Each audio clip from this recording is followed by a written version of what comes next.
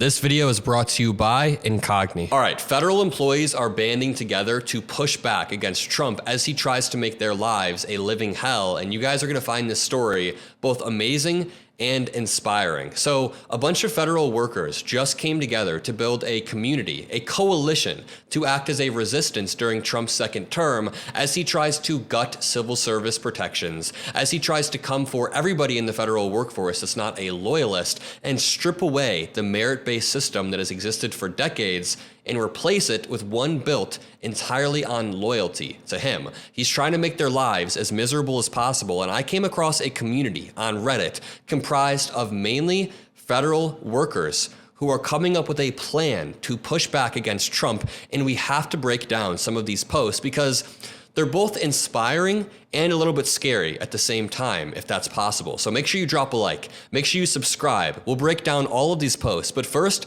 let me lay the groundwork. So about 24 hours ago, the Trump admin came out and offered a buyout to roughly 2 million federal workers in an attempt to get them to resign. An email went out to the federal workforce on Tuesday evening, and he called it a deferred resignation, which means that they agree to resign now, but they still get paid through September. Now, a senior administration official told NBC News they expect 5 to 10% of the federal workforce to quit. And let me just say really quickly, if you are a federal worker and you're thinking of resigning, I can't make the decision for you, but just keep in mind a few things. Number one, Trump is known to stiff any sort of contractor, any employee that he has. It's one of his core personality traits. He will very likely stiff you and not even do the payout if you decide to take this package. But number two, right now, when our institutions are slowly being attacked and crumbling, the one thing that's going to hold the line are individuals, people on an individual level deciding that they will not bend the knee,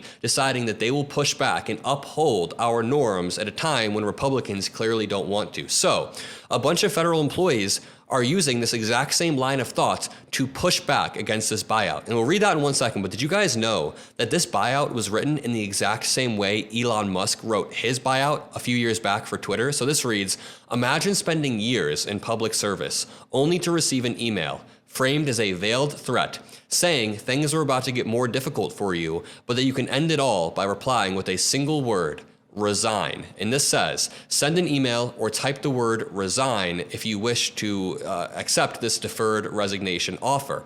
But the crazy part is, someone said, this sounds like how a billionaire would treat workers, because it is. While that email was sent to millions of federal workers yesterday, it perfectly mirrored the email Elon Musk sent to Twitter employees when he took Twitter over. They even used the same subject line, fork in the road. It says, going forward, we're trying to build a breakthrough Twitter 2.0. It will be much more engineering driven. And then it says, if you want to leave, you get 3 months of severance. Anyone who has not done so by 5 p.m. tomorrow will receive 3 months of severance. So again, the subject line says a fork in the road.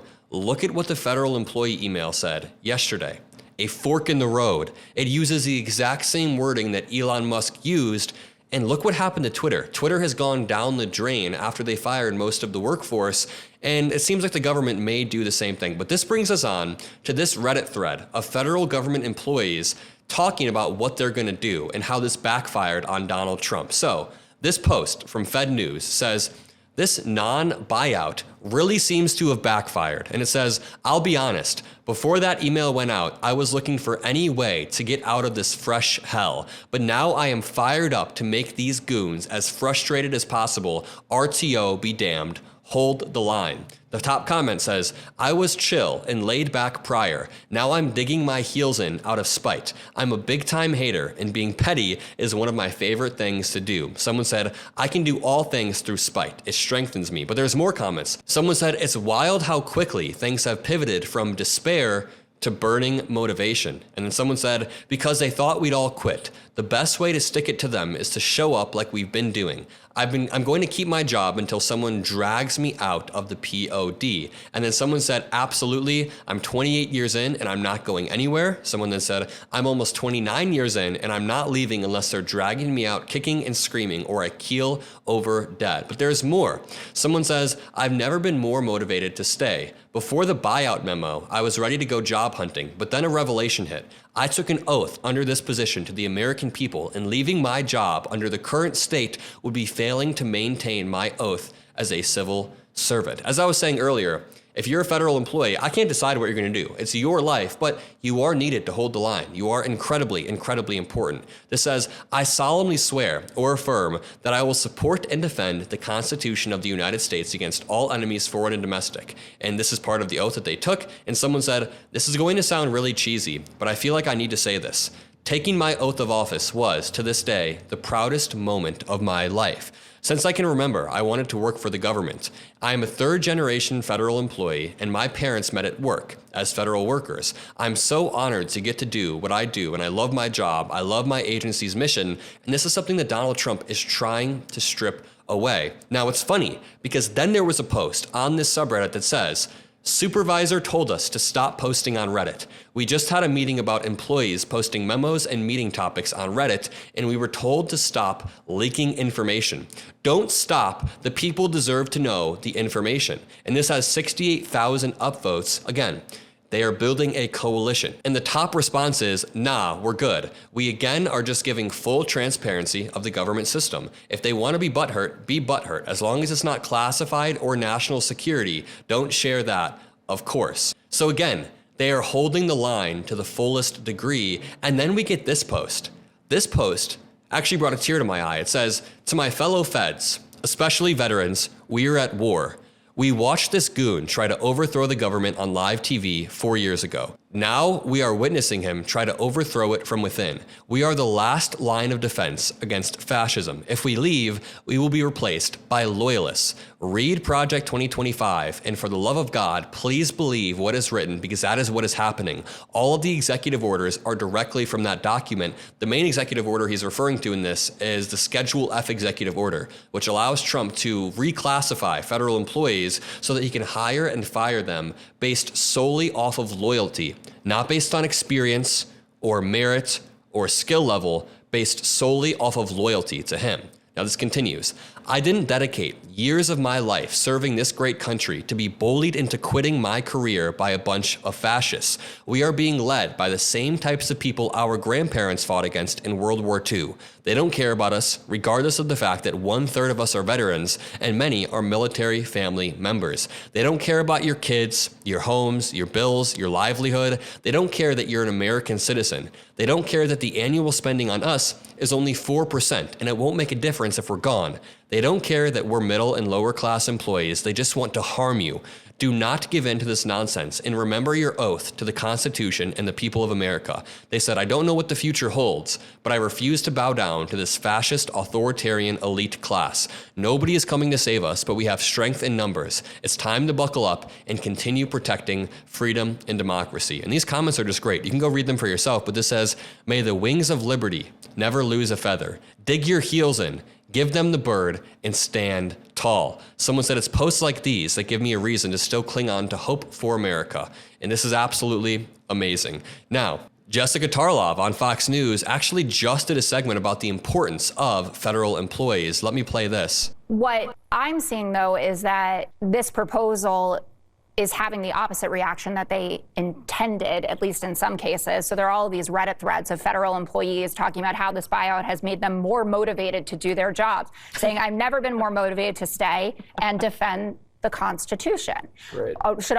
Great. Yeah, well, you were acting as if everybody who has dedicated their life to public service is easily replaceable or not doing their job is a gross position and not reflective of reality at all. And they will learn that the hard way. Jessica Tarlov is so good. She's right. She took the words right out of my mouth. And the funniest thing is, it's not even funny, it's just annoying. Elon Musk called out this subreddit, the federal worker subreddit, today. By the way, it's making a little bit of a buzz right now in the media, this subreddit that I've been talking to you guys about. And somebody posted a chart.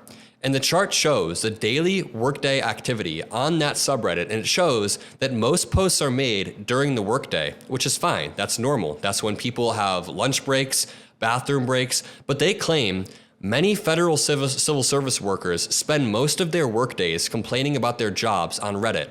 That is not even the takeaway. Most of the posts are made during the workday because, again, people have breaks. People deserve breaks. That doesn't mean that they spend most of their day complaining about their jobs on Reddit. But then Elon Musk had the goal to respond, checks out. As if Elon Musk doesn't tweet 200 times a day. As if Elon Musk isn't addicted to 4 different video games right now. I mean, bro, you spend all day tweeting when you're supposed to be working. This guy actually tweets like 100 times a day. So I'm sorry that some civil service workers want to use their bathroom or lunch break to send out a post about how much their bosses suck right now or whatever. But either way, I'll leave it at that. If you want me to make more videos about this subreddit with federal workers, just let me know in the comment section below. Drop a blue heart. Make sure you subscribe to the Mockler channel. But most importantly, have a great rest of your day, and I'll see you in the next video. Peace out. And really quickly, I want to talk privacy with you all. You ever wonder just how much of your personal data is floating around out there? Your full name, your email, your phone number, even where you live could be online. And it's all fair game to companies that you've never even heard of. They're collecting, they're trading, and they're selling your information like it's baseball cards. Well, that's where Incogni comes in. They're a service that works on your behalf to take your personal data off the market. And trust me, once you see what they can do, you'll wonder why you didn't start sooner. So here's the thing. I signed up for Incogni. I gave them the green light to handle my data removal, and within a few days, they were already working with dozens of data brokers to scrub my info. Let me give you a couple of real-life examples that hit way too close to home. I once subscribed to this harmless newsletter. I thought it was harmless. Fast forward a week and my inbox is getting flooded with spams from senders I didn't recognize. It turns out my email had been either shared or sold to third-party platforms, but there's another example that also you guys will understand. As my YouTube channel started to take off and my email was out there publicly, my email started to get flooded with these random right-wing MAGA newsletters that I didn't sign up for. So it was very clear that someone was trolling me, or someone had access to my email and was putting it in these right-wing accounts. Well, after I hit up Incogni, that completely stopped. So Incogni does all of the heavy lifting for you. Once you sign up, they reach out to data brokers on your behalf, they request your information to be removed and handle any pushback they get. All you have to do is sit back and let them do their thing. And here's what I love most: the dashboard. It's very simple, it's clear, and it shows you exactly which data brokers they're contacting and what progress they're making. Over time, you'll see how much of your personal data they've managed to remove. It's a win that just keeps getting better. So make this year your year. Take back your privacy. Head to incogni.com/Mockler and use code Mockler to get 60% off your annual plan. That's incogni.com/Mockler. I love you guys. Save your personal data because it's personal. You should not have to be worrying about who's buying, selling, or trading behind your back, and Incogni makes it easy to take control. So click the link on the description, incogni.com/Mockler, and get started today. Your future self will thank you.